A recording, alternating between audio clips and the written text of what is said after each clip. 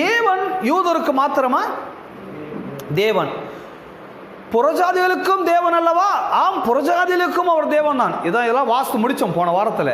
அவர் என்ன சொல்றாரு?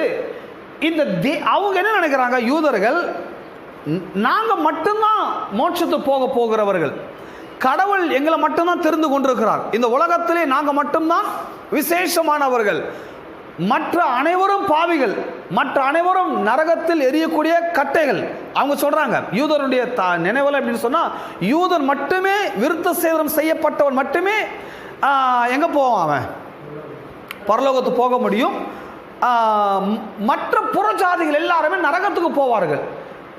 பட் அவர் சொல்றாரு, பவுல் சொல்றாரு, கடவுள் யூதனுக்கு மாத்திரம் கடவுள் கிடையாது, புறஜாதிகளுக்கும் அவர் கடவுள் தான். நீங்க நினைக்கிறீங்க ஏதோ உங்களை மட்டும் தான் கடவுள் சேவ் பண்ண வந்தாரு, நீங்க மட்டும் தான் மோட்சத்துக்கு போறீங்க நினைக்கிறீங்க. இல்ல இல்ல,